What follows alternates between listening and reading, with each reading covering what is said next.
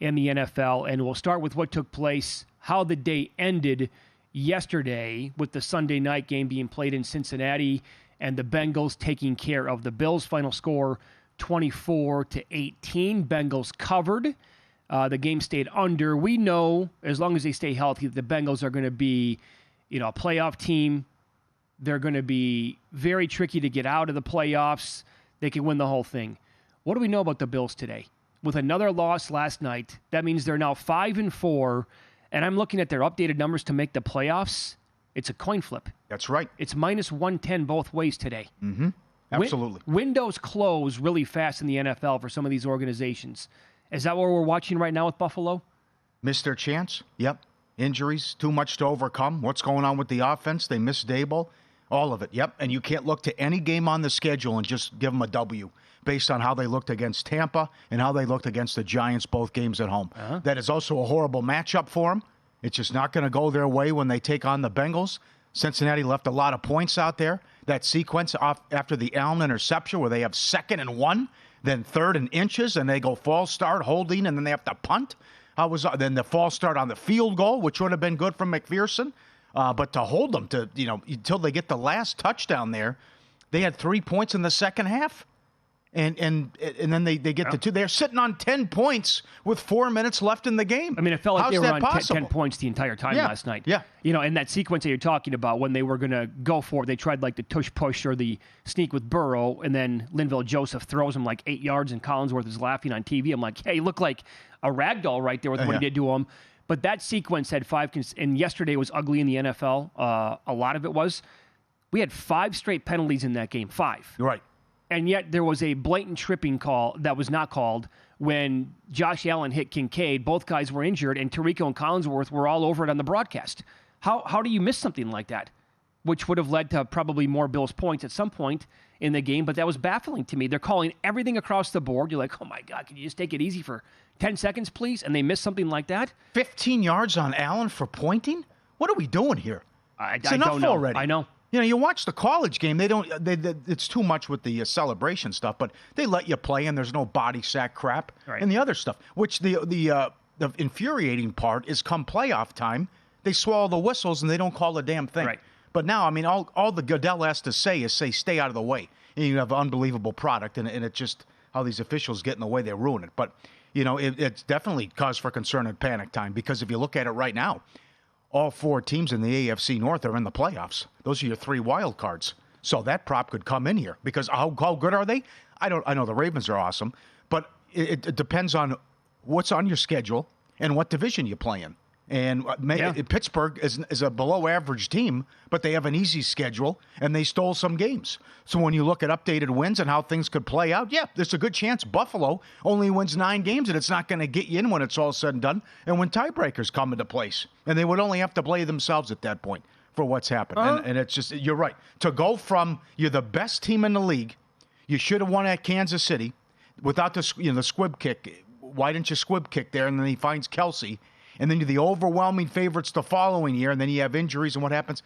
You're right. And now to go all the way down to rock bottom where you might miss the playoffs, it's staggering, and I'm shocked. Their power rating was so high that they were actually favored at Arrowhead against Mahomes and the Chiefs. That's how good the Bills were in recent years. I think this tells quite a bit of the story as well. When you look at league leaders today, most INTs thrown, you have Jimmy G, Mac Jones, Sam Howell with 9. Who else has 9? Josh Allen. And that was a bad one that he had picked off last night. They had 317 yards, and the time of possession, only 23 minutes is what they owned the ball for last night. No good. I think the Bengals are also, they're coming on right now. This is what they do and who they are, right? They struggle. This is now 3 years in a row. We're out of the gates, not so hot. And then all of a sudden, as the season progresses, and now Burrow is, he had that cut on his finger last night. It looked like the fingernail almost got ripped off at one point, but he said, no, it's no big deal. And the defense is getting better. He was 31 of 44 again last night, more than 300 yards. Like, they're starting to click now. Mm-hmm. They're going to be dangerous. Yeah. So that's how the day ended. The day started over in Frankfurt with Miami and the Chiefs. I've thought about it now for a full day. I don't know what to take away from that game, because the Chiefs did nothing in the second half, and more on that coming up in a second. But what happens here if we don't have that fluke scoop and score before halftime. If Miami goes in and scores, field goal, touchdown, whatever, they're getting the ball at halftime. That's either 14-3 or 14-7 Chiefs, not 21-0. Yep. That was the game. That was a massive swing that the Dolphins could not eventually overcome in the game. This is still cause for concern, no doubt. After the game, Mahomes, we're going to get it figured out. You are? It's week 10 now. I mean, you score 14 points against Miami now. So this is bad, where you can't get a rapport other than Kelsey, and the offense looks like that, and you get shut down in the second half. You're right, it's a completely different game, and I love McDaniel, but there's too much east-west stuff with that offense, and that Hill play just came back to bite him, where you run your mouth. Sometimes you can't, it backfires. I'm going for 200 yards, and he has the huge fumble. The touchdown the other way, the lateral was brilliant, because else they wouldn't have scored if they don't do that as well. But, the defense is unbelievable, no doubt about it. And I agree that it's going to be with Romo. It's going to be enormous who gets the 1 seed in the AFC. But at some point, you got to get this figured out. Now, do you want to blame Nagy? Who knows? Do you miss Bieniemy? But we're looking at week 10 here, and you still have all these issues offensively. And this is Denver and Miami now. It's not the 85 Bears, and you can't move the ball against them. Yep. And then McDaniel said it's going to keep me up at night. The last 2 plays there are just horrendous. Mickey Mouse. Tua's got the guy open, but he underthrows him, and then you have the bad snap, which, the fumble. That cannot happen on the final play of the game. Did you think that was a bad pass by Tua? On the broadcast, they're saying they think the ball was tipped. Something happened. Did we ever have a good replay of that?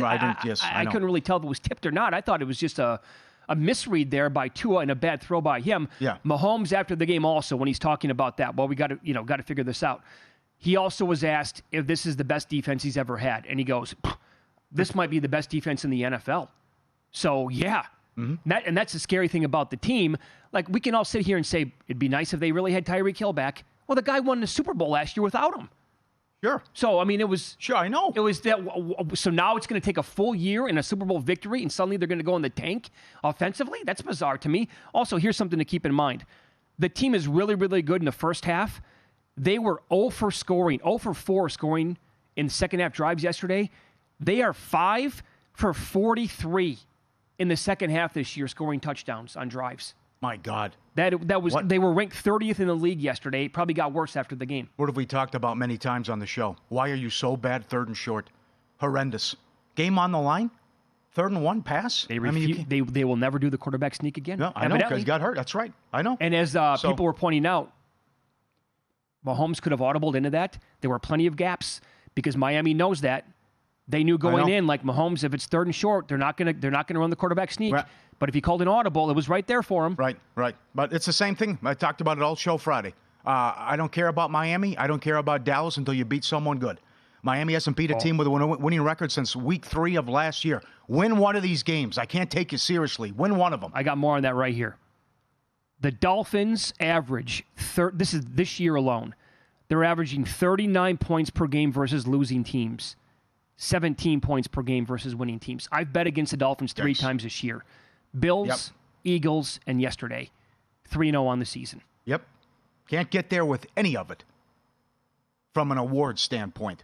MVP, Offensive Player of the Year, Coach of the Year. Can't do it. You got to beat somebody good. I mean, look at the wins here. Look at the resume. And you're not going anywhere in January, and you're not going to do anything unless you can beat someone good.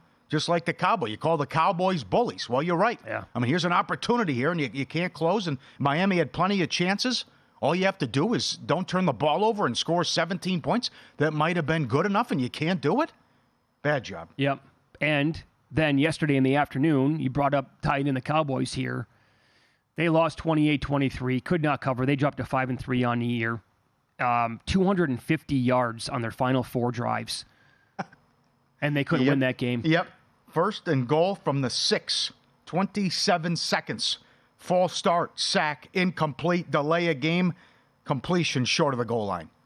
Mike McCarthy and the Dallas Cowboys. Yep. If you need a team to screw up a very critical part of any game, that's the guy that you want to call and say, Mike, what do you got for me? How can we screw up the end of the first half or the end of the game? Well, let me see what I can dial up. He'll have something that you haven't seen before. Yep. That's how it's going to play out. I don't want any more excuses. I don't want it from Miami. I don't want it from Dallas. I don't want it from anyone. After what the Minnesota Vikings just did, I don't want to hear about who's hurt, who's playing quarterback, any of it, because it's not that difficult. If you just look around and you can just see, okay, well, the guy doesn't even know the cadence and what's going. They come and they win the game. Josh Dobbs does not know the names of his teammates. Yes. He actually said after the game, that's next week when he'll learn it. And I thought the takeaways from that game were so funny yesterday. People saying Arthur Smith has been telling us the entire year, we need time to figure it out with the quarterback. Oh, I know. You lost to a team that brought Dobbs in on Saturday afternoon or whatever it was. Yeah. He doesn't know his teammates' names. They're practicing the snap cadence with the offensive line when Jaron Hall got injured yesterday. And they come back and win the game. I don't know what Josh Dobbs can win this year, but he's got to be eligible for something. Well, I don't know. That's a wild story. I mean, he just got benched. Just what happened? Nice job by Arizona, too. Well, they want to go. League, there's so much good stuff. Much more on that coming up here. Yeah. And what we saw with the early window, it was something else the way it played out with the quarterback play. And for this game to end like it did when the line was 2.5 or 3 was a true NFL chef's kiss. Details on that coming up next. Go to VSiN.com/subscribe to become a VSiN Pro subscriber today.